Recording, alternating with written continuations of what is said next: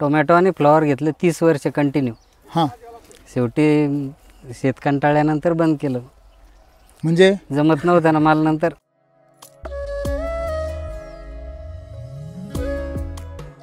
कृषी केंद्रही चालू केलं होतं आम्ही. तुम्ही किती वर्ष? 5-6 वर्ष चालवलं. आपल्या शेजारीच ना सर धारणाक्यावर. हां हां, आपल्या शेजारीच दुकान होतं त्यांचं. होतं. हे आता नाही, बंद करून राहिलं. बंद केलं का बरं? असं उधाऱ्या देत नाही लोक. तुम्ही ते उधार देत होते ना, त्यांनी नाही दिली उधारी. जाऊ द्या, तुम्ही ते उधार द्यायचे ना. आपण मग किती वेळ देताय वावर ऐकून देता.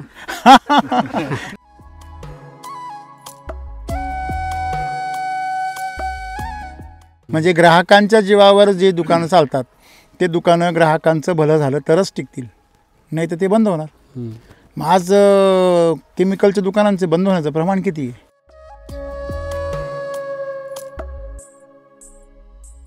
आपण दरवर्षी बाबा गॅप ठेवायचे, एक 5 तासानंतर एक गॅप राहायचा. बरोबर बरोबर. यावर्षी आम्ही त्या गॅपमध्ये झाडं लावली.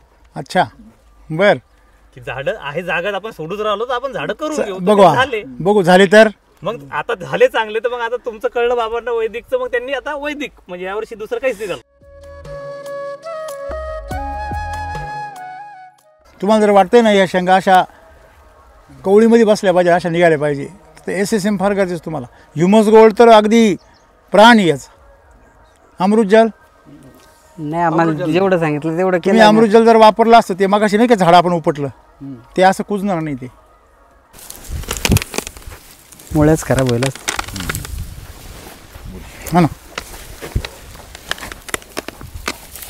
हे ते काही झाड जे काने झाले होते ना, तिथं प्रॉब्लेम आला.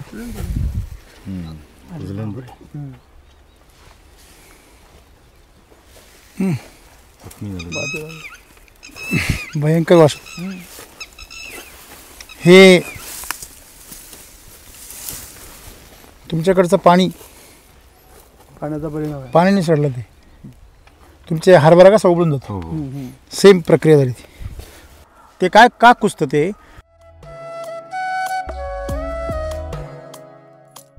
तुमची जमीन का बरं पिकायची बंद झाली भाजीपाल्याला?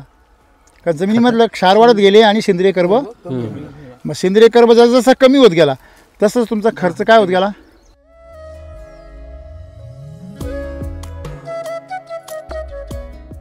तुमचे याचे जे पानं जे मधून पिवळे पडले ना, हे पिवळे पडण्याचं कारण काय? क्षार. ते 15-20 दिवस झाले की एकदा असे होतात पानं. बरोबर आहे ना. ते गळून गेले की पुन्हा चांगले दिसायला. का बरं? बिना फवारणीचं पीक दिसू राहिलं तर त्याच्यातच आनंद आहे मला. कारण पंप पाठीवरच होता हप्त्यातून 3 दिवस भाजीपाल्यामुळे. नाही, याला पण मारतो ना फवारा. याला 8 दिवसाला फवारा लागतो ना केमिकलमध्ये पिकवल्यावर.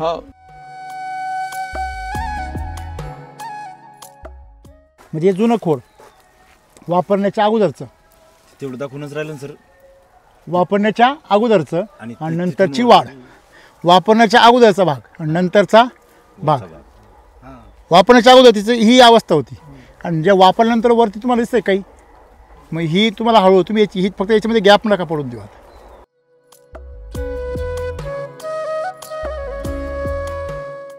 तुम्ही कुठल्याही ऑर्गॅनिकवरती पिकवा, तुमचा माल 40-50 रुपये विकल. तुम्ही तोच माल वैदिकवर पिकवा 70-80 रुपये विकल डायरेक्ट.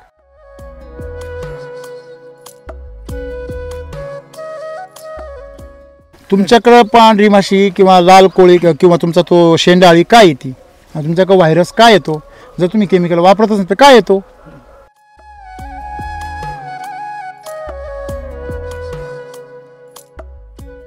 तुम्ही प्लॅनिंग करा की तुम्हाला ह्या वांग्यातून किती उत्पन्न पाहिजे आणि ते कमीत कमी कालावधीमध्ये कसं सुरक्षित मिळेल ते बघा. रासायनिकमध्ये आम्ही उत्पन्न वाढीचा प्रयत्न केला, पण त्यांनी आमची जमीन नासली. बरोबर. वैदिकमध्ये जमीन बी चांगली होईल आणि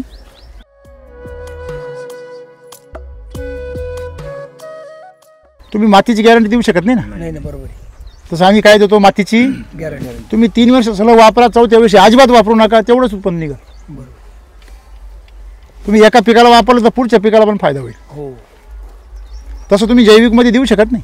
नाही जैविकमध्ये जमीन तुमची उतरत जाते केमिकलसारखी. फक्त एवढंच का केमिकलनी जमीन विषारी होते आणि जैविकनी जमीन निकस होते.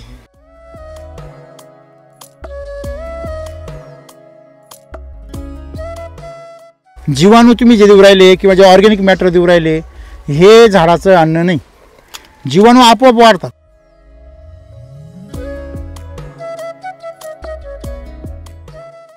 तुम्ही 9 महिने निरीक्षण ठेवा उकळ्यामध्ये ते ओलच निघत. हे खरं आहे का खोटं आहे? हो ना. मी तुम्हाला गाईला औषध देतो ते चारा गाईला ते 2 महिन्यात कुजतं. बोला 2 महिन्यात शेणाची डायरेक्ट चहा पावडर. तुम्हाला हे गांडूळ खत कुठून आणलं?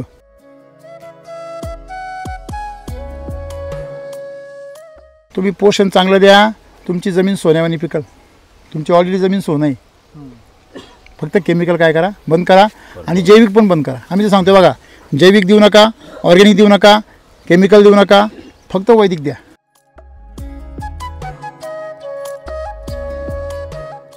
जे लोक रासायनिक कमी वापरतात त्यांच्या शेतांमध्ये तण यायचं बंद होतं जर वैदिक वापरलं तर. का?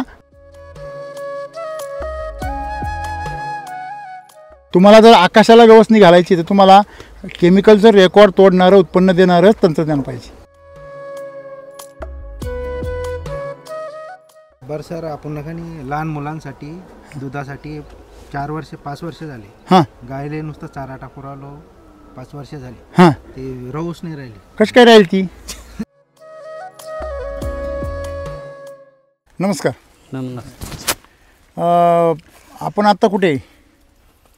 हे बुलढाणा जिल्ह्यात सागवण म्हणून गाव आहे. अच्छा बुलढाणा गावच वाटते मला ते. ते शेजारीच आहे आम्ही 1.5 किलोमीटर. शेजारी शहरच आहे ना. आता काय पसरलं ते शहर? पारंपरिक पूर्वीपासून शेती करताय की आता नव्याने सुरू केली? मी पूर्वीपासूनच करतो. कुठली कुठली पिकं तुमची रेग्युलर? मी भाजीपाला केला 30 वर्ष. 30 वर्ष भाजीपाला करताय. ओके. टमाटे कोबी पालेभाज्यांनी केले पण ही फळपिकच केली. अच्छा म्हणजे तुम्ही पालेभाज्यांच्या ऐवजी फळबाग करताय सध्या. फळभाज्या वगैरे. फळभाज्या मग फळभाज्यामध्ये काय काय घेता? टोमॅटो आणि फ्लॉवर घेतले 30 वर्ष कंटिन्यू.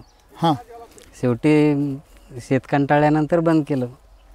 म्हणजे जमत नव्हतं ना माल. नंतर शेत कंटाळलं? तुम्ही नाही कंटाळले? आम्ही नाही कंटाळलो. तेवढंच आहे ना क्षेत्रच तेवढे. 1 एकर क्षेत्र आहे हा पूर्ण. त्याच्यात जेवढं आपण आता ड्रोन मधून पाहिलं तेवढं क्षेत्र आहे. तेवढं बरं. थांबलं काय यायचं? हा शेवटी खर्च वाढत गेला आणि माल चांगला नव्हता येत ना. आणि मी तर असं ऐकलंय आता शेतीमध्ये आधुनिक पद्धती आलेली आहे. ड्रीप आलेलं आहे. नाही ते तुमचं- आता आलं ना ते. नाही ड्रीप आहे किंवा नवीन नवीन प्रकारची खतं आहे, वॉटर सोल्युबल आहे. त्याच्यानंतर वेगवेगळ्या प्रकारची तुमची ड्रोन फवारण्याची सिस्टम आली. आर्टिफिशियल इंटेलिजन्स आलं. आता किती पाणी द्यायचं, किती खत द्यायचं, क्रॉप कव्हर आलं. असे आधुनिक बदल झाले. तर मग आधुनिक बदल झाल्यावर शेती आधुनिक झाल्यावरती शेतकरी बी आधुनिक व्हायला पाहिजे ना प्रगतीने. हो ना पण मी ज्यावेळेस करत होतो ना. किती वर्षापूर्वी? मी आता 10 वर्षापासून सोडून दिलं होतं मी ते. 10 वर्षापासून सोडून दिलं. हा, त्याच्या मग आता पहिले जे करताय त्या आधुनिक पद्धतीने हे सगळं वापरून कोणतं होय. तर तुम्हाला वाटतं का ते शेतकरी सगळे फायद्यात आहे? हे शेड नेटवाले, पॉली हाऊसवाले? ते मी अनुभवच नाही घेतला ना त्यांचा. नाही ना काय? त्यांचा अनुभव नाही. मग परत तुम्ही आता मधल्या 10 वर्षाच्या काळात काय पिकवलं इथं? फक्त सोयाबीन आणि हे हरभरा. सोयाबीन हरभऱ्यामध्ये काय उत्पन्न यायचं या जमिनीत? मध्ये तरी मला 14-15चं ॲव्हरेज मला सोयाबीनचं येतच होतं. म्हणजे तुम्ही भाजीपाला केल्यामुळे या जमिनीवर भरपूर तुम्ही खर्च केला होता. हम्म. मग तुम्हाला 14-15 क्विंटलचं उत्पन्न निघतंय. 30-40 बॅग होत होत्या पहिले आता भाजीपाल्यासाठी हां एका एकरात. हां. आता एक बॅगच्या वर टाकत नव्हतं मी. बर. कशी तरी मग ते रासायनिक? सोयाबीन रासायनिक हा. खतांच्या बॅगेत बर. पहिले खूप वापर व्हायचा. खूप बर. ते एक पीक बॅगच्या वरती हे नाही टाकत. रासायनिक खत टाकत नाही तुम्ही जवळपास कधीपासून? किती वर्ष झाली? जवळपास 2014 पासून. कृषी केंद्रही चालू केलं होतं आम्ही. तुम्ही किती वर्ष? 5-6 वर्ष चालवलं. आपल्या शेजारीच ना सर धारणा किंवा हां हां आपल्या शेजारीच दुकान होतं त्यांचं. होतं. हे आता नाही बंद करून राहिलं. बंद केलं का बरं? असं उधाऱ्या देत नाही लोक. तुम्ही ते उधार देत होते ना. त्यांनी नाही दिली उधारी. जाऊ द्या. तुम्ही ते उधार द्यायचे ना. आपण मग किती वेळ देताय वावर ऐकून देता. लिमिट कोणतंही करावं सर तर त्यातून काही प्रॉफिट आलं तर करायला खरंय, पाहिजे. खरंय. स्टॉप केव्हा करायचं हे कळलं पाहिजे. ते आम्हाला कळलं आम्ही स्टॉप झालो त्यात. त्यांना नवीन उधार देणारे भेटले मग तुमचं नाही द्यायचे ते काय? आहेच ना. काउंटर दरवर्षी नवीन उघडत राहतात. समजा मी शेतीमध्ये 5-50 लाख रुपये कमवले, मोठी शेती आहे, माझा पोरगा BSc ॲग्री केला, नवीन दुकान टाकलं, रुबाब झालं, त्याचं लग्न झालं, त्याचं लग्न मला पडतं केवढ्याला 1 कोटीला, कारण ते 50 लाखाची उधारी करावं लागते तेव्हाच एक लग्न होतं. हो तेच कारण आहे. खरं की खोटे? तेच कारण तेच आहे कारण की आहे कृषी दुकानात. केंद्र चालू व्हायला. लग्न होत नाही मुलांचे म्हणून कंपनीत आहेत बा, पण त्याच्यासोबत कृषी केंद्र पाहिजे स्वतःचं दुकान आहे, दुकाने. आहे की नाही?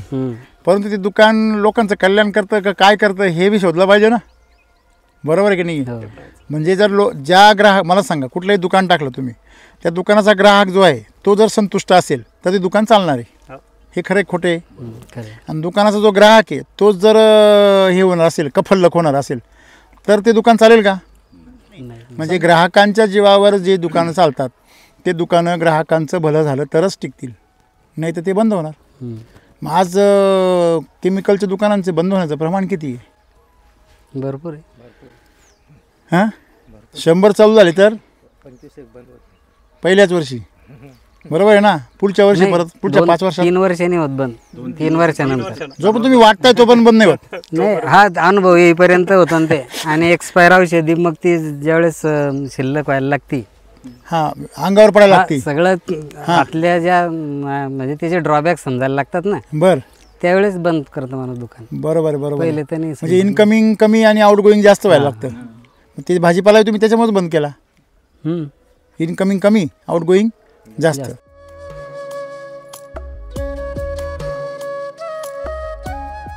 बरं, आता मग जो बदल केला त्या बदलामध्ये मग परत तुम्ही ही भाजी याच्याकडे फळबागा कधी वळले? यंदाच आता याच वर्षी? हा, नवीनच लागवड आहे. किती दिवस झाले ही लागवड करून? हे 25 जुलैची लागवड आहे. 25 जुलै. सोयाबीन मध्ये. अच्छा, सोयाबीन होतं. आपण दरवर्षी बाबा गॅप ठेवायचे, एक 5 तासानंतर एक गॅप राहायचा. बरोबर बरोबर. यावर्षी आम्ही त्या गॅप मध्ये झाडं लावली. अच्छा, बर. की झाडं आहे जागा आपण सोडूच राहिलो तर आपण झाडं करून घेऊ. तर बघू ते झाले. बघू झाले तर मग आता झाले चांगले, तर मग आता तुमचं कळलं बाबांना वैदिकचं, मग त्यांनी आता वैदिक म्हणजे यावर्षी दुसरं काहीच नाही झालं. म्हणजे गाजराची पुंगी म्हणून लावलेले. नाही, ऍडिशनल इन्कम आहे ना सर ते शेवटी. नाही तसं नाही, तुम्हाला काय खात्री होती का येईल का बुवा इथे? कारण आता जमीन आपली खराब होऊन गेली होती. नाही, काय झालं होतं, हे शेजारी शेवगा लागवड केली होती या शेतात पहिले. बर बर. पण त्यानं पाणी खूप दिलं होतं, बरोबर. गहू पेरल्यामुळे. बरोबर. मग ते आले नाही, बर तोडून टाकले. अर्धे राहिले वर, ते खूप पैसे झाले तिकडे. बर. हा, तर ते 2 वर्ष होतं म्हणून लावले मग आम्ही. त्यांचं याच्यात आता नाली बिली करून घ्यायची. अच्छा, पुढच्याच ठेचा मागचा शहाणा. मग समोरच्याने काहीतरी त्याचा अनुभव तुमच्या डोळ्यात आल्यामुळे तुम्हाला वाटलं प्रेरणा त्यातून. हा, ते बरं, तुम्ही लावली. माता लावल्यानंतर पुढे मग सुरुवात कधी केली वापरायला? हे 5 जानेवारीला टाकले आम्ही खत.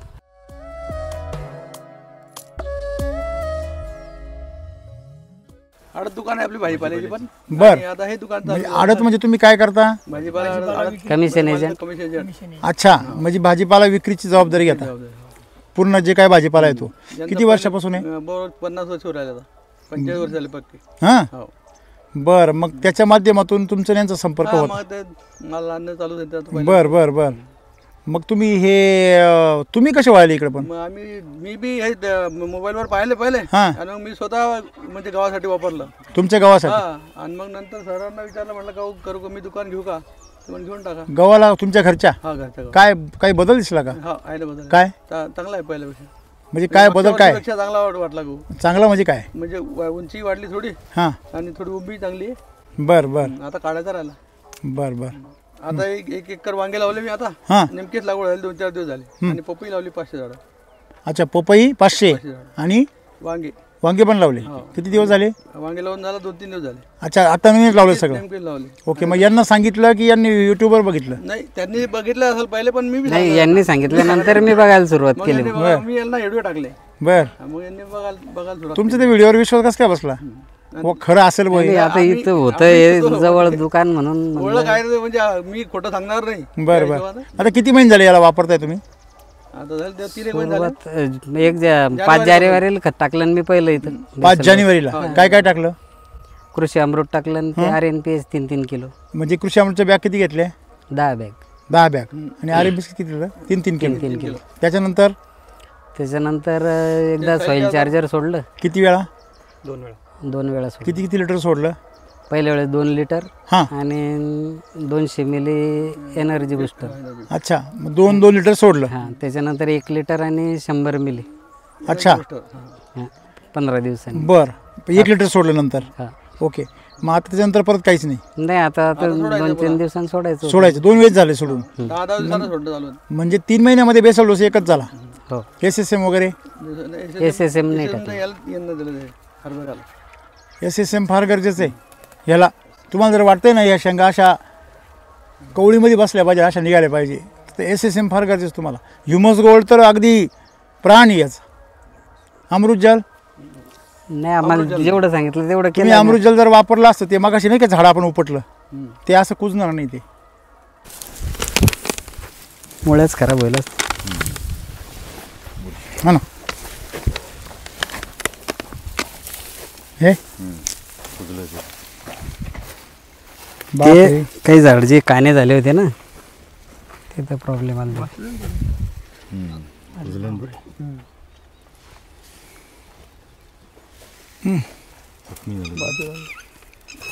भयंकर वास. हे तुमच्याकडचं पाणी पाण्याचा परिणाम आहे. पाण्याने सडलं ते. तुमचे हरभरा कसा उघडून जातो सेम प्रक्रिया झाली ती.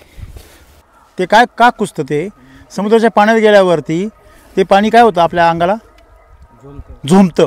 त्याला क्षार आहे त्याच्यात. का बरं झोंबतं ते? क्षार आहे त्याला. क्षारामुळे मिठामुळे. झोंबतं म्हणजे नेमकी काय होतं? शरीराचा pH काय आहे? कमी आहे. आणि त्या पाण्याचा pH काय आहे? जादा आहे. हा आहे ना. त्याच्यामुळे ते पाणी आपल्या शरीरात ओढलं जातं. आणि जेव्हा ते शरीरात ओढलं जातं त्याच्यातले जे क्षाराचे मॉलिक्यूल आहे ते मॉलिक्यूल आपल्या त्वचेला काय करता? त्या आतमधल्या टिश्यूला पेशींना इजा करता. म्हणून त्याला काय म्हणतात? ते टोचतं. बरोबर आहे ना. म्हणजे आता तसं ज्यावेळेस ह्या तुमच्या पाण्यामध्ये काय आहे? क्षार. कशावरून? हे बघा ही जमीन सांग. ते बाजूला हा. म्हणजे ही जी माती आहे ते जोपर्यंत मी बोरचं पाणी दिलं ना हां तोपर्यंत जास्त झालं ते. आता विहिरीचं चालू केलं. ही माती आहे. म्हणजे ही माती हिच्यामध्ये डायरेक्ट सफेद सफेद जे दिसतंय आपल्याला ते काय आहे? क्षार आहे. आणि ती सफेद का दिसत आहे? कारण ती माती ते सुद्धा त्याला स्वीकारायला तयार नाही. मग हे जे क्षार असतात हे जमीन सुद्धा बाहेर फेकून देते. मग ती ज्यावेळेस त्या मुळांच्या अवतीभोवती येतात हे पीक नाजूक असतं खूप एकदम मऊ. म्हणजे आपण याला म्हणतो ना याचं असं नख ह्याच्यामध्ये घालू शकतो आपण. हे बघा गेर माझं नख आतमध्ये. म्हणजे एवढी हिची साल मऊ असते. मग ह्याच्यामध्ये काय होतं? याला हाय pHचं पाणी ते क्षार याला आतून बाहेरून काय करतात? गिळगिळीत करतात. बघा जास्त वेळ जर पाण्यात जर आपले हात राहिले ती त्वचा आपली कशी होती? अशी वलचट होती, नरम पडती ना. तसे ते नरम पडलेल्या याच्यामध्ये ते क्षारमध्ये घुसले की ते जखमा होतात. त्या जखमांमधून मग जीव आतमध्ये जातात त्याला सडून टाकतात. त्याच्यामुळे ते काय झालं? पूर्ण त्याच्या नसा सडल्या. सगळ्या नसा सडल्यामुळं अन्न प्रवाह त्याचा सगळा काय झाला? बंद झाला आणि झाड मेलं. म्हणजे हीच प्रक्रिया कशामध्ये होते? हरभऱ्यामध्ये तुमच्या खराब पाण्यामुळे. मग आता हे क्षारपड पाणी तुमचं जी समस्या आहे मग त्याला पर्याय काय? की तुमच्या जमिनीमध्ये ऑर्गॅनिक कार्बन काय झाला पाहिजे? वाढला पाहिजे. मग तुम्ही जर ह्या ठिकाणी ज्या ठिकाणी तुमचं खोड आहे तिथं ड्रेंचिंग करायचं. काय? अमृत पाणी. अमृत पाण्यामध्ये सॉईल टिलर टाकायचं, अमृत पाणी ड्रेंचिंग करायचं. त्यांनी काय होणार? तुमच्या झाडाच्या मुळांभोवती जे काही क्षार जमा झाले ते काय होणार? साफ होणार सगळं. आलं लक्षामध्ये? तुम्हाला सगळ्यात महत्त्वाची गोष्ट काय आहे? पोषण देऊ नका पण त्या झाडाला त्या पाण्यापासून वाचवा. क्षारांपासून, पाण्यातल्या क्षारांपासून. हे महत्त्वाचं आहे झाडाचं.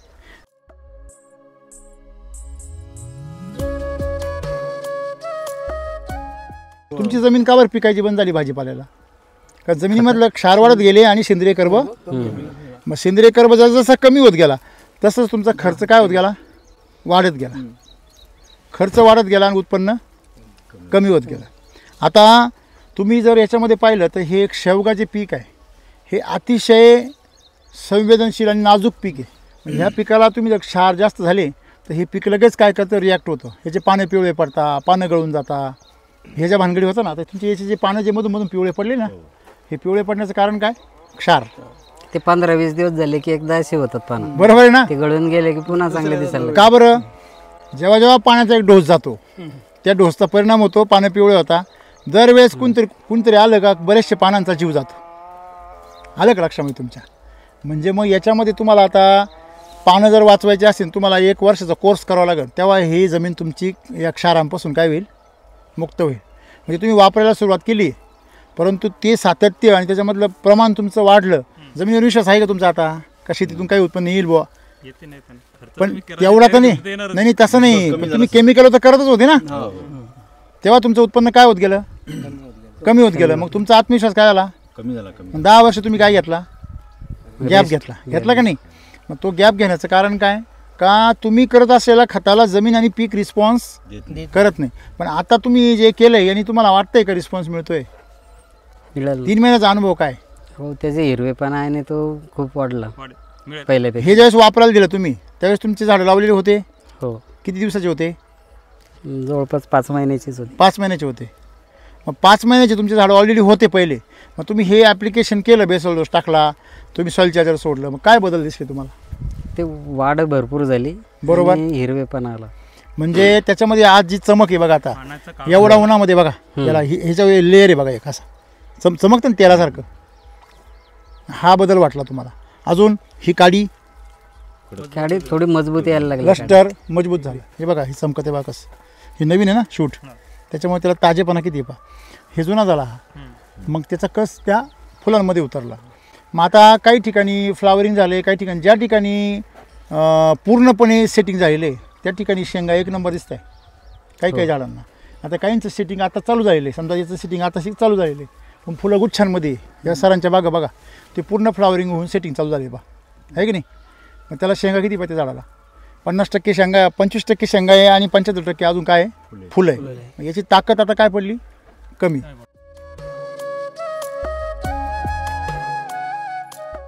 किती दिवस झाले तुम्ही बेसल डोस देऊन? 50 दिवस झाले, बरोबर आहे ना? नवीन जमिनीमध्ये तुम्हाला लवकर बेसल डोस देणं गरजेचं आहे. मग तुम्ही आता बेसल डोस द्या किंवा SSM द्या. तुम्ही जर आता जर SSM दिलं 60 दिवसाच्या हां, दर 30-40 दिवसाला द्यायचं. SSM 30 दिवसाला द्यायचं. SSMचं एक 4-4-2-2चं यांना एक डोस देऊन टाका. 4-4-2-2 तुम्ही द्या, मागून सॉइल चार्जर एनर्जी बुस्टर सोडा, 1 नंबर सेटिंग होऊन जाईल.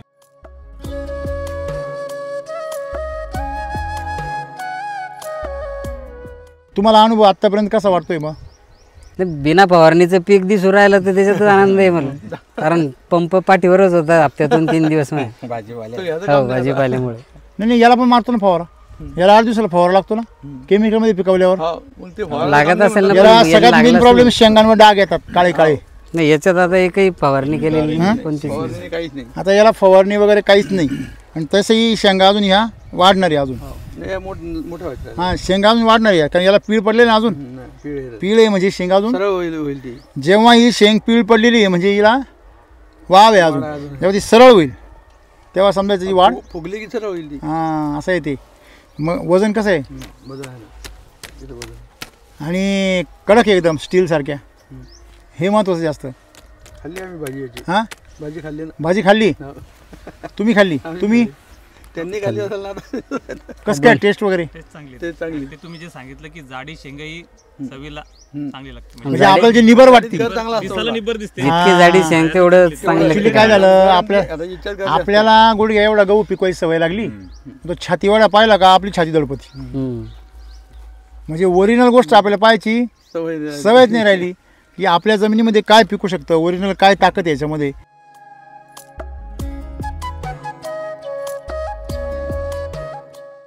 आपल्याकडे एवढी शेंग जरी आली तर लोक काय म्हणतात, बाया काय म्हणतात, हे निबर आहे मला लागत.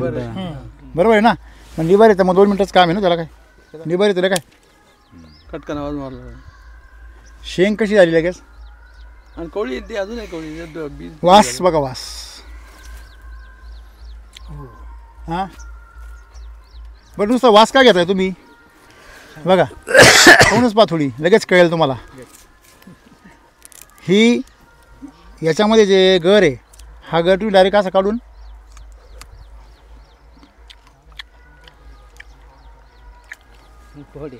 चेहरा बघा त्यांच्या. हे तुम्ही शेंग खाऊ शकत नाही. कसं राहते? कडू आहे बाई. यांनी हात केला पुढे तरी अजून याच्यामध्ये 100% ॲसिडिक उतरलेलं नाही अजून. जेव्हा त्यांचा दुसरा SSM जाईल ना, मग टेस्ट पहा आणखीन. साखरच ह्याच्यामध्ये प्रचंड कॅल्शियम राहतं. म्हणजे असा जर माल मिळायला लागला तर तुमच्या बुलढाण्यामध्ये जे डॉक्टर लोक आहे, इंजिनियर लोक आहे, मोठमोठे वकील लोक आहे, अधिकारी लोक आहे, ते तुमचं घर शोधत येतील. जे मटण वगैरे खाती लोक त्यांच्याकरता लई चांगलं आहे म्हणतात. पुढे समोर आहे. आणि ही जी पावडर पाल्याची हा एकदम चांगली. तुम्ही केमिकल जास्त खाल्ली असते का अशी? नाही खाऊ शकत नाही तुम्ही. नाही खात.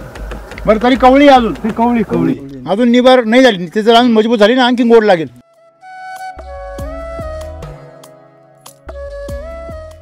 कल्पवृक्षासारखं झाड आहे. कोण? शेवगा. शेवगा तुम्ही जर गेले साऊथ इंडियामध्ये, तर साऊथ इंडियामध्ये त्यांच्या रस्सममध्ये, त्यांच्या याच्यामध्ये सांबरमध्ये कंपल्सरी काय असतो? शेवगा असतो. का बरं? कारण हे सर्वात औषधी वनस्पती आहे, सर्वात औषधी. मग औषधी हे, मग हे केमिकलने कसं पिकवायचं? केमिकलने ते पिकतच नाही. जर पिकवायला गेलं ना तर लवकर खराब होतो बाग. मग आता हा वैदिकवर जर पिकवला तर याच्यामध्ये औषधी गुणधर्म काय होता? वैदिक ऑलरेडी औषधी आहे स्वतःच, बरोबर आहे. आपण जे RNPS टाकतो ते औषध आहे जडीबुटीचं. ज्यावेळेस तुम्ही औषधच तुम्हाला अन्न म्हणून देता त्यावेळेस त्या झाडामध्ये ते उतरतं. मग तुम्ही ह्या शेंगा जर तुम्ही प्रचार केला तर ह्या शेंगांची एवढी ताकद आहे, दात मजबूत करतात, हाडं मजबूत करतात, तुमचं पचनक्रिया. याचं सूप जर खाल्लं दररोज तर माणसाचे पोटाचे विकार कायमचे गायब होता. सगळ्यात मेन कॅन्सरला फार फायदेशीर आहे. सगळ्यात घातक आजार कॅन्सरचा आहे, त्याला फार फायदेशीर आहे. पचनक्रिया, डोकेदुखी, मायग्रेन, दात, हाडं, सगळ्याचे जे गुडघ्याचे आजार, मणक्याचे आजार, याचं सूप दररोज प्यायचं. तुमचे गुडघे दुखायचे बंद. हे खेकड्याचं सूप पिण्यापेक्षा चांगले नाही. लोक सांगा खेकड्याचं सूप प्या, त्याच्यापेक्षा खूप चांगलं, बरोबर आहे की नाही? म्हणून सर्वात महत्त्वाची गोष्ट, माणसासाठी जे खायला बनवलं आहे तेच परमेश्वराने आपल्याला दिलं आहे. तर मग हे वैदिक वापरलं तर तुमच्या शेंगा ज्या आहेत ह्या बुकिंग करून विकले जातील. हे म्हणले तसं. त्याचं काय करा, फक्त प्रचार करा.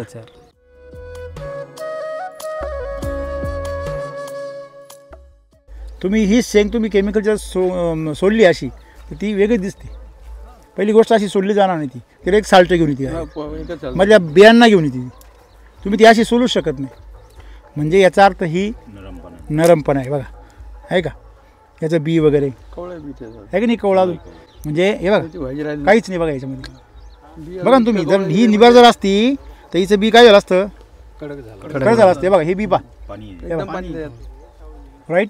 म्हणजे अशा प्रकारे तुम्ही याचं वापर करा. आणि तुमच्या याच्यामध्ये तुम्हाला आता काय गरजेचं आहे का? बेसल डोस SSMचा आणि त्याच्याबरोबर ह्युमस गोल्ड आणि अमृतजलचं पाणी, या गोष्टी बदला.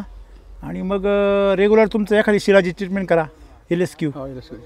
मग माल तुम्ही तोडत राहा. फक्त एवढंच काम आहे तुम्हाला. म्हणजे जुनं खोड वापरण्याच्या अगोदरचं तेवढं दाखवूनच राहिलं सर. वापरण्याच्या अगोदरचं आणि नंतरची वाढ. वापरण्याच्या अगोदरचा भाग आणि नंतरचा भाग.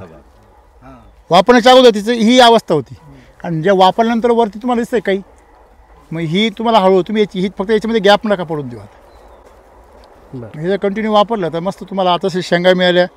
आता आमचा अनुभव तुमचा नवाच आहे, पण कसं आहे जे जाणकार आहे त्यांना काय वाटतंय? चांगलं आहे, चांगलं आहे. बरोबर आहे की नाही? तुम्ही कुठल्याही ऑर्गॅनिकवरती पिकवा, तुमचा माल 40-50 रुपये विकल. तुम्ही तोच माल वैदिकवर पिकवा 70-80 रुपये विकल डायरेक्ट. बरोबर आहे. नंबर अजून एक, केमिकलमध्ये पिकणार नाही एवढं याच्यावर पिकत. आज तुम्ही जैविक पद्धतीने पिकवताय का ऑर्गॅनिक पद्धतीने पिकवताय, 17 प्रकारच्या भानगडी करताय. त्यासाठी काय काय ड्रम भिजत घालते आणि काय काय वासन करते तुमचं तुम्हाला माहिती. खरं आहे खोटं आहे? आदब नाही का? असं आहे का? तुम्ही असं म्हणू शकता शेती बडी आरामशी असं म्हणू शकता का? नाही. पण आम्ही म्हणू शकतो. कष्ट तर नाही, कष्ट असू द्या. मला सांगा 1 मिनिट. हां, मिरचीला मी मागच्या वर्षी 1.25 एकरामध्ये 1.25 लाख रुपये खर्च केला. हां, पण ते जे चुरडाम आपलं जे चुरडा मुरडा ते कोकडा गेलंच नाही ना. किती बी खर्च करून जर जात नसेल. मला सांगा तुमच्याकडं पांढरी माशी किंवा लाल कोळी किंवा तुमचा तो शेंडाळी काय येते? तुमच्याकडं व्हायरस काय येतो? जर तुम्ही केमिकल वापरतच नाही तर काय येतो? कारण तुम्ही जे काही तंत्रज्ञान वापरता त्याच्यामधून नायट्रोजन लेवल वाढते, त्याच्यामधून बॅक्टेरियल काउंट वाढतो आणि तोच नको आहे भाजीपाल्याला. त्याच्यामुळे काय होती, त्याची वाढ होती आणि सेटिंग कमी होती. शेंडा जास्त चालवतो आणि फळ कमी धावत. वैदिकमध्ये तुम्हाला 2-2, 3-3 वांग्यांचा गुच्छच सापडेल. का बरं? कारण त्याला भरपेट काय मिळतं? पाहिजे. वैदिकमध्ये काय होतं, सगळे कंटेंट मिळतात. जैविकमध्ये आणि ऑर्गॅनिकमध्ये काय होतं की जेवढे तुमच्या पिकामध्ये रेसिड्यूमध्ये आहे तेवढेच मिळतात, दुसरे मिळणार नाही. मग ती समस्या आहे. मग आता आपल्याला आज एक लक्षात ठेवायचं आपल्याला की तुम्ही जर वैदिक वापरलं तर तुमचं नुसतं ऑर्गॅनिक नाही राहणार, ते वैदिक बनणार. म्हणजे ऑर्गॅनिकपेक्षाही अनेक पावलं पुढे. डायरेक्ट तुमच्या शेंगांमधून औषधी गुणधर्म भेटणार, डायरेक्ट तुमच्या हळदीमधून कर्क्युमिन भेटणार. हा फायदा आहे त्याचा. मग याच्याकरता आपल्याला ही शेती करायची, औषधी शेती याला काय म्हणायचं. आणि तुम्ही या शेंगा खाल्यावर माणूस तृप्तच होणार. अजून याला ह्युमस गोल्ड टाकलेलं नाही आणि अमृत जल वापरलेलं नाही. हे दोन वापरा आणि तुम्ही हे शेंगा खा. तुम्ही जर 3-4 दिवस जर सलग शेंगा खाल्ल्या ना, तुम्हाला जरा वेगळंच फिलिंग आला. कारण याच्यामधून जे कंटेंट मिळणार आहे ते तुम्हाला औषधातून सुद्धा मिळणार. मग ते एकंदरीत तुम्हाला शेंगा पाहिल्यावर काय आनंद वाटतोय मला सांगा. तुम्ही शेंगा माझी भाजी मार्केट तर खाल्ली असेल ना याच्यापूर्वी. मार्केटमधली भाजी आणि ह्या भाजीत काय फरक आहे. सवय बदललेली. आणि मी जे सांगितलं ते की तो गर खूप चांगला येतो. तुम्ही अजून एक प्रयोग करा. ह्या शेंगा तुम्ही अशाच ठेवा घरामध्ये. तुम्ही मार्केटमधले आणलेल्या शेंगा त्या पण तशाच ठेवा. त्या शेंगा लयच काळ्या पडतात. खरे खोटे आहे. मग मला सांगा जास्त दिवस टिकत म्हणजे शक्ती सुद्धा काय आहे, जास्त. हे लक्षात ठेवा. जर याच्यात शक्ती जास्त आहे ते आपल्याला पण शक्ती देणार, याच्यात शक्ती कमी येते आपल्याला बी कमी देणार. असं आहे ते. हां, ॲव्हरेज तुमच्या गाडीचा ॲव्हरेज वाढेल. आपली ही गाडी आहे शरीराची, त्या गाडीचा ॲव्हरेज वाढवणार औषधी आहे वैदिक म्हणजे. ओके.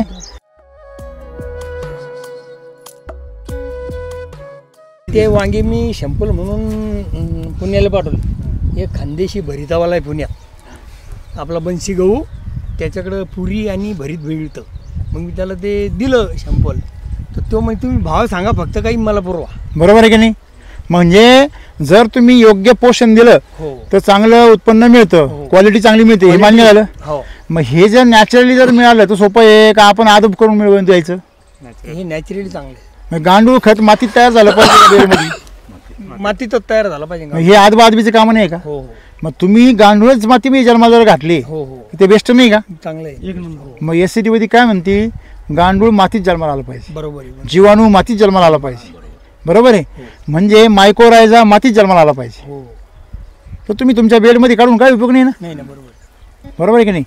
म्हणजे अशा प्रकारे जर शेती केली तर तुमचे आदब काय होणार, कमी. मग आम्ही काय म्हणतो, शेती करा आनंदाने आणि बडे आराम.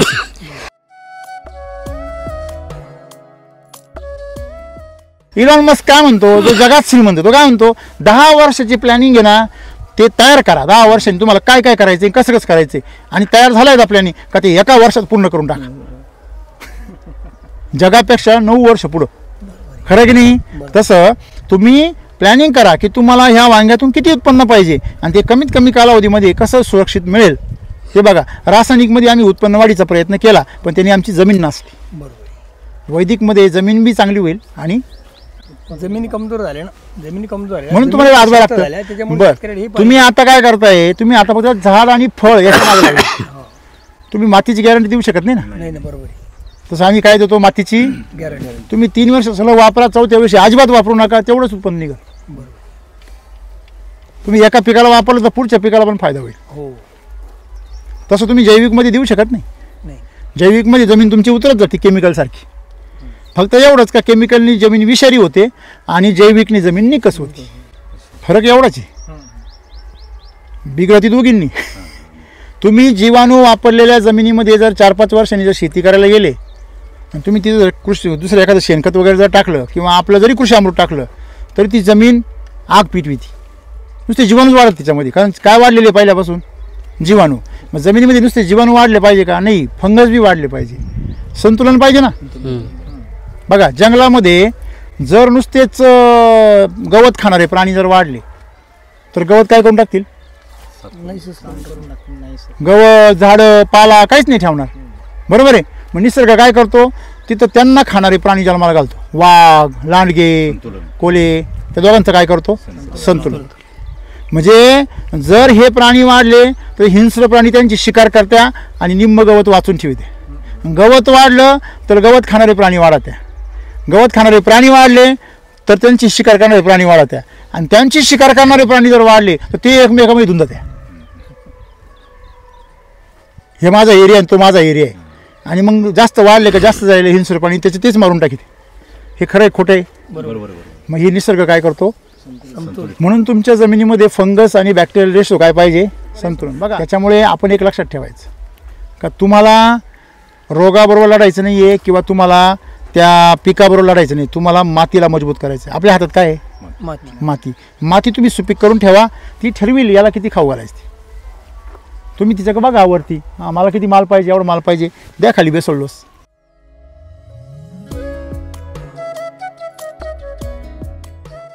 जीवाणू तुम्ही जे देऊ राहिले किंवा जे ऑर्गॅनिक मॅटर देऊ राहिले हे झाडाचं अन्न नाही. जीवाणू आपोआप वाढतात. मला सांगा, तुम्ही दही करता, त्याच्यामध्ये लाल मिरची जरी गरम करून टाकली ना, लाल मिरची जरी टाकली तरी रात्रीतून काय होतं? दही होतं. आपल्याला लिंबू जरी पिळलं तरी दही होतं. मग त्या लिंबामध्ये काय बॅक्टेरिया आहे का? लिंबात बॅक्टेरिया आहे का? मग कसं काय दही होतं दुधाचं? काही लोकांच्या विरजनामध्ये बॅक्टेरिया राहते म्हणून दही होतं, बरोबर की नाही?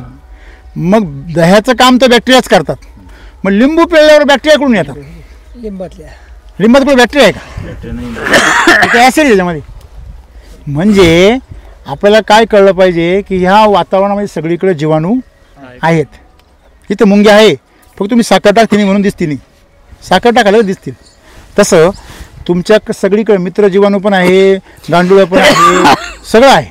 फक्त त्यांचं खाणं त्यांना द्या. तुमचे जे जीवाणू आहे ते जीवाणू त्यांना काही खायला असेल तर तिला येतील की नाही? आज जमिनीमध्ये काही खायला आहे का? म्हणून तुम्ही ड्रममध्ये बनवता की नाही?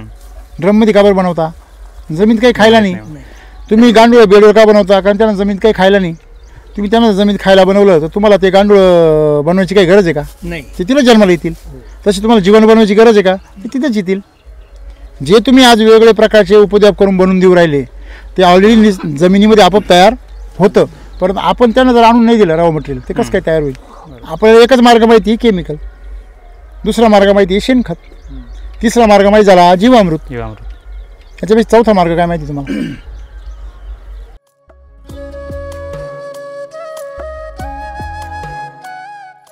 सर मी मागच्या वर्षी एकरी 12 ट्रॉल्या शेणखत टाकलं. बरोबर. मिरची लावली. हां.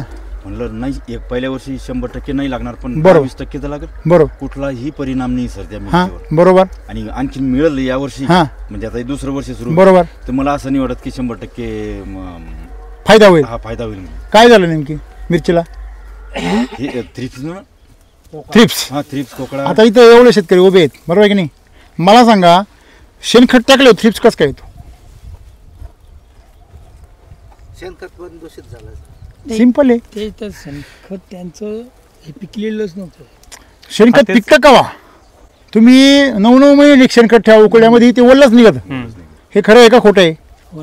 मी तुम्हाला गाईला औषध देतो, ते चारा गाईला ते 2 महिन्यात कुजतं. बोला, 2 महिन्यात डायरेक्ट चहा पावडर तुम्हाला हे गांडूळ खत कुठून आणलं आणि ते शेणखत राहणार आणि तुमच्या उकळ्यामध्ये लागल तेवढे गांडूळ तयार होणार. काय कारण?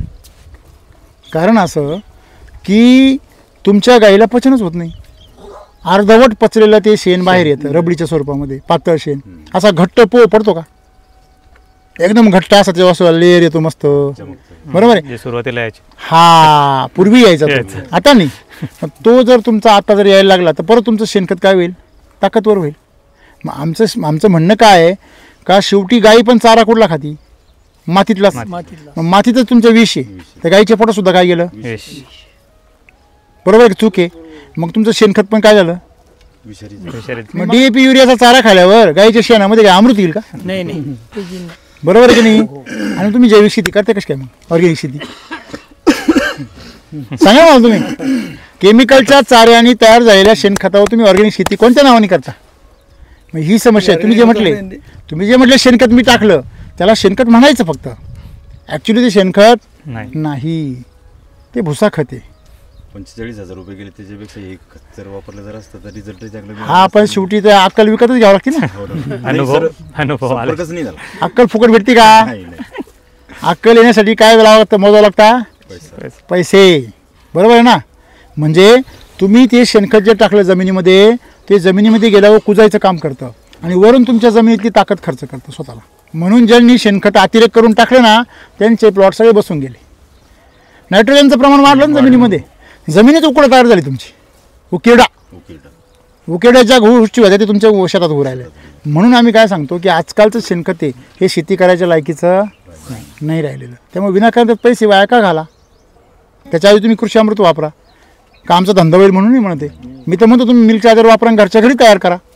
तुम्हाला ते पण नको आहे मग हे तर वापरावंच लागेल. मग म्हणजे तुम्ही घरी तयार करा किंवा हे वापरा आणि RNPH रेग्युलर वापरा. तुमची शेती बघा 1 नंबर पिकते.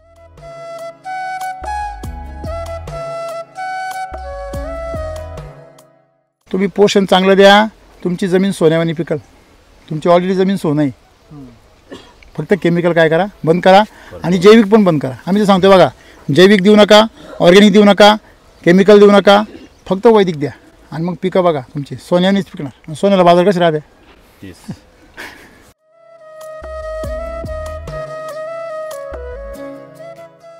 सर याला पाण्याचं नियोजन कसं करायचं? हां तुम्हाला याच्यामध्ये समजा आता पाण्याचं व्यवस्थापन कसं केलं पाहिजे.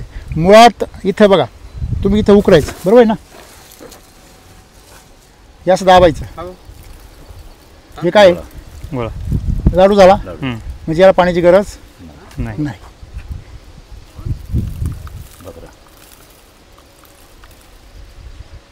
हे लाडू झाला नाही पाहिजे.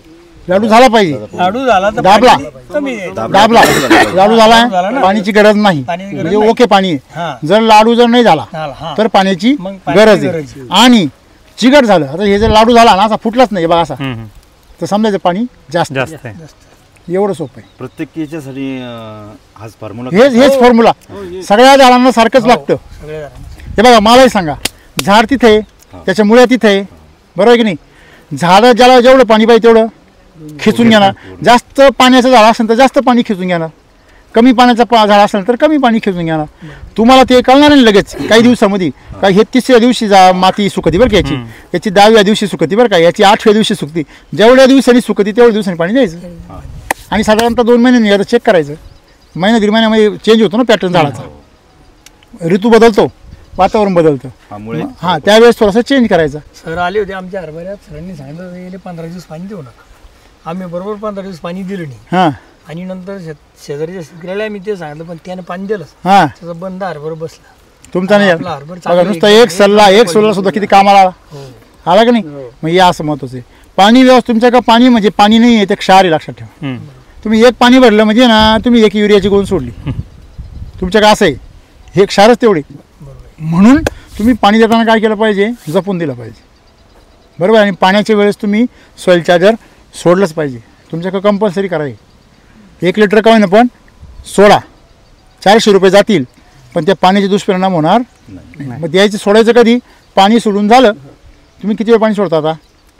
एक 8 दिवसातून 1 तासभर सोडतो बरोबर. पाणी सोडून झालं की शेवटी 10 मिनिटामध्ये 1 लिटर सॉईल चार्जर सोडून द्यायचं. ड्रेंचिंग जर केलं तर सोन्याहून पिवळं पण नाही तर कमीत कमी ड्रीप म्हणून सोडा. असं करा.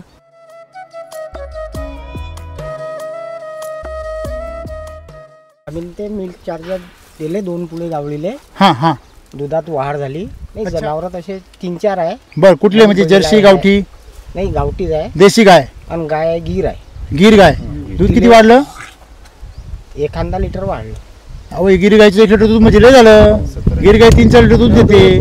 2 पुढे आता संपले. आता आज परत घ्यायला येणंच होतं. अच्छा घ्यायला आले तुम्ही आज. चालूच होतं तर यायचा फोन आला काल. काय काय बदल वाटले तुम्हाला.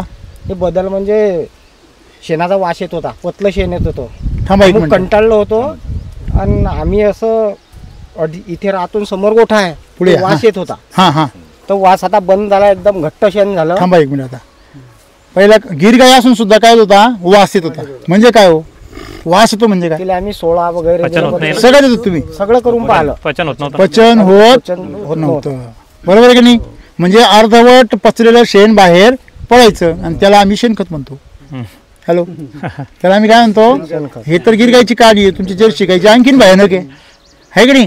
म्हणजे जसं या जमिनीला खत पचत नाही म्हणून एस सी टी वैदिक वापरायचं तसं तुमच्या गाईला चारा पचत नाही म्हणून मिल्क चार्जर वापरलं. बरं पचनक्रिया सुधारली. शेण घट्ट झालं. वास यायचा बंद झाला. म्हणजे सडायचं बंद झालं. अजून ते कण टाकत होती त्या म्हणजे ते जे खाल्लंय तो भाड्या तसंच बाहेर यायचा. म्हणजे तुमचा चारा सुद्धा काय झाला म्हणजे 30 रुपये किलोचा चारा तुमचा 3 रुपये किलो झाला रे भाऊ. दाण खात होती. वास येत होता खूप. मग तुमची गाय तुम्ही काय केली लाखाची 12,000 करणारी तीच मिल्क चार्जर दिल्यावर 12,000चे लाख करते, खरं की नाही? बरं, पुढे काय झालं मग? दूध व्यवस्थित घट्ट आहे, साय मस्त तूप होते. शेण घट्ट झालं म्हणजे दूध सुद्धा काय होणार? तूप बी एकदम घट्ट. हो. तुपाचं काय? साड चांगली येते, तूप मस्त एकदम पिवळं धमक होतं. पिवळं धमक, आणि सुगंध येतो, सुगंध येतो, बरोबर आहे ना? एकदम गावरान. हा,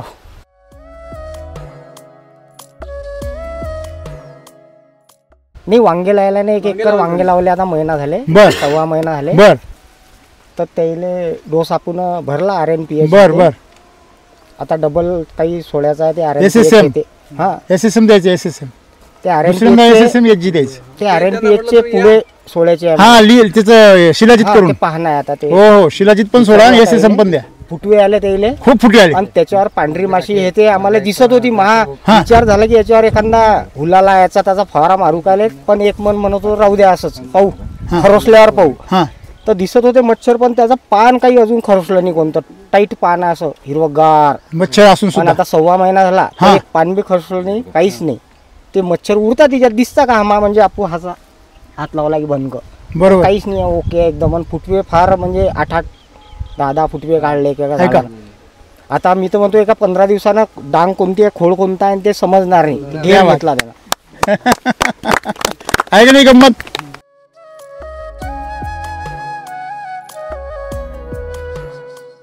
ते चाचणं, ते मच्छर सगळे आहे, दिसतात ना, पण झाडावर परिणाम नाही. काहीच नाही. तुमच्या एक झाड बी असं खरोशेल नाही. बरोबर आहे ना? असं रासायनिक मध्ये की पुरं खोडून टाकतात ते मागून पुन्हा असे हा, शिरा पुन्हा शिरा शिरा. दिसतं, चिरखडल्यासारखं दिसतं. पुरं.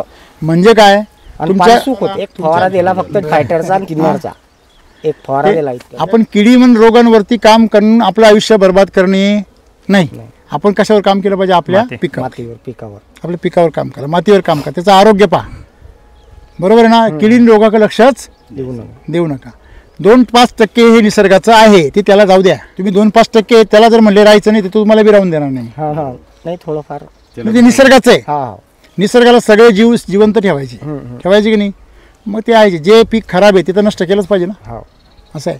म्हणून तुम्ही तुमचं पीक कमजोर होऊन देऊ नका, ते किडीच्या मागे लागू नका, बरोबर आहे की नाही? म्हणजे तुमचं वांग्याने आणि तुमच्या मिल्क चार्जरने तुम्हाला मस्त अनुभव दिला. जे लोक रासायनिक कमी वापरतात त्यांच्या शेतांमध्ये तण यायचं बंद होतं जर वैदिक वापरलं तर. का? कारण तण हे रासायनिक शेतीमध्ये आहे, कारण रसायन हे त्याचं अन्न आहे आणि वैदिक हे पिकाचं अन्न आहे. एवढं सोपं आहे. तेव्हा शेती एकदम सोपी आहे. तुम्हाला तुमच्या जमिनीमध्ये काय तयार करायचे, गांडूळ करायचे, जीवाणू करायचे, मित्र जीवाणू, की रोग तयार करायचा, हे सर्वस्वी तुमच्या हातात आहे. तुम्ही काय टाकता, खरं खोटे, आणि तुम्ही जे शिकले काम फत्ते.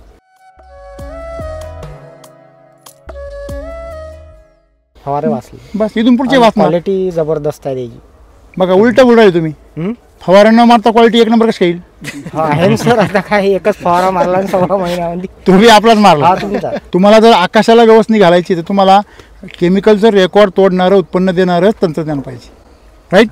सर, जैविकमध्ये मी 50,000 लिटरचा एक तळ केलं. हां त्याच्यामध्ये ते डिकम्पोजर वगैरे सगळं तयार हां हां आणि ते प्रत्येक इरिगेशनला सोडत राहिले. बरं, हां. मग आता मला सांगा, त्याचं नाव काय? मी टीका करत नाही, मी वास्तव गोष्टीचं वर्णन करतो. मी काही शास्त्रज्ञ नाही, बरोबर? मी शेतकरी आहे, पण मी प्रयोगशील शेतकरी. सगळे प्रयोग करतो, दुसरे जे प्रयोग केले त्यांचा बी अभ्यास करतो. वेस्ट डिकम्पोजर मराठीमध्ये काय अर्थ आहे? वेस्ट म्हणजे काय? कचरा, टाकाऊ कचरा विघटन करणार. डिकम्पोज म्हणजे काय? विघटन. टाकाऊ कचरा, त्याचं नाम म्हणणं काय आहे? तुमच्या जमिनीत टाकाऊ कचरा असेल तर तो काय होईल? कुजल. बरोबर आहे ना? तुमच्या जमिनीत काहीच नाही कुजायला, ते काय कुजविल? मुळ्या कुजून तुमच्या झाडाच्या मुळे. म्हणजे त्या बॅक्टेरियांना कुजवायला जर काही असलं, ऑर्गॅनिक मॅटर, काळी कचरा, तुमचं कोंबड खत वगैरे, काही जे काही शेणखत अर्धवट कुजलेलं, किंवा जे काही झाडपाला वगैरे असेल ते जर काही असेल तर ते कुजविल, आणि काहीच नसेल तर तुमच्या मुळ्या कुजविल. करेक्ट. कसं बोलले तुम्ही? त्याला एकच गोष्ट माहिती आहे, काय करायचं? कुजवायचं. शेवटी काहीच कुजायला नाही, तुमचं डोकं कुजविल. त्याच्या अगोदर बँगच कुजवलेलं असेल. तुमचं काही नुकसान करीत नाही, पण फायदाही करीत नाही. तुमचं आयुष्य वाया घालवतं. त्याचं काय? सगळ्यात अनमोल काय आहे? अनमोल काय आपलं आयुष्य? जे गेलं ते येईल का परत? आजचा दिवस. म्हणून आजचा दिवस तुमचा कुठेतरी कारणी लागला पाहिजे, आणि तोच तिथं वाया जातो. झिरो बजेट शेतीमध्ये आपल्या आयुष्याचा अनमोल दिवस वाया जातो. तेच सगळ्यात मोठं नुकसान आहे. तुमचं काय माहिती सगळ्यांचं, पैशाचं नुकसान झालं चालेल, कष्टाचं नुकसान झालं चालेल, पण दिवस वाया नाही झालं पाहिजे. कमीत कमी काही ते धडा तर भेटला पाहिजे. हे मुद्दा महत्त्वाचा आहे. कुठलं तंत्रज्ञान वाईट नसतं, त्या आपल्याला वापरायचं कुठं आणि कसं हे आपलं ज्ञान आपल्याला असलं पाहिजे.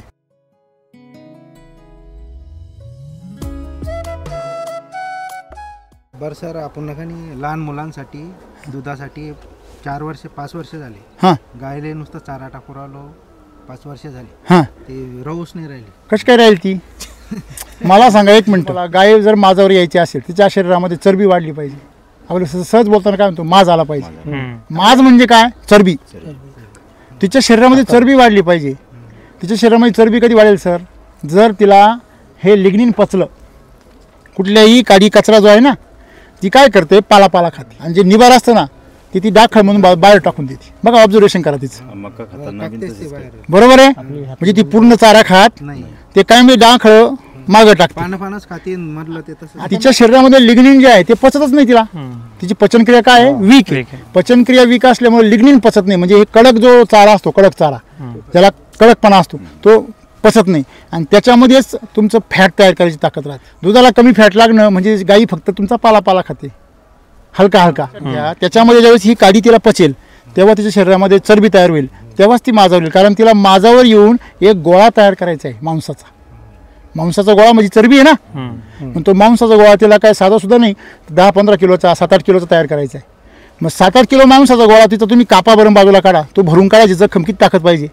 म्हणजेच तुम्ही जर ऑब्झर्वेशन केलं तर गाईच्या मांड्या बघा तुम्ही, अशा फुगतात बघा, अशा पोट फुगतं बघा, साईडचं चरबी वाढते. तीच चरबी तिच्या बाळाला उपयोगाला येते. तुम्ही जर तिचं पाचनक्रिया सुधारली तरच तिची चरबी वाढणार आहे, तरच. आणि तिला काडी पचली पाहिजे, ती पचवण्यासाठी तुम्हाला मिल्क चार्जरची गरज आहे. म्हणजे गर्भधारणेचा मिल्क चार्जरचा संबंध बघा कसा आहे. तुम्ही मिल्क चार्जर चालू करा, बघा ती 100% चारा खाणार आणि 15-20 दिवसामध्ये, महिन्यामध्ये माझ्यावर येणार. शेवटी तुम्ही काय सांगाल सगळ्या शेतकऱ्यांना? तेच, आता वैदिककडे वळा, त्याची काळाची गरजच आहे ती. बरोबर आहे. तुम्ही स्वतः BSc ॲग्री आहे. हो. तुम्ही एकंदरीत तुम्ही जे ऑब्झर्वेशन केलंय, जे निरीक्षण केलंय, त्यातून काय सांगाल? नाही, फायदा आहेच. म्हणजे जेव्हापासून तुम्ही वापरायला सुरुवात केल्यापासून त्याचे बागेचं रंगरूप काय झालंय? चेंज झालं, बदललं. दुसरी गोष्ट, तुम्ही फुटवे बाग किती जबरदस्त निघाली वरती. बरोबर आहे. साधारणतः आणि फ्लावरिंगही जबरदस्त. हा, फ्लावरिंग जबरदस्त आहे. आणि आता एक 15 दिवसामध्ये तुम्ही SSM टाका, मग तुम्ही रंगरूप पहा बागेचं, आहे की नाही? तुम्हाला शेंगा तोडता नाकी न येतील. तयारी ठेवा. तुम्ही वैदिकचं असं आहे, तुम्ही जेवढं खायला टाकाल तेवढं स्पीड, जसं 100 पाय द्या तेवढी गाडी पळते. तुमच्याकडे रस्ता असेल तर पळवा, काय प्रॉब्लेम आहे. फक्त भरपूर टाका डिझेल त्याला, राईट. हां, केमिकल सारखा याच्यामध्ये दुष्परिणाम. हां, याच्यामध्ये एकच दुष्परिणाम आहे, काय? माल जास्त निघतो भाऊ.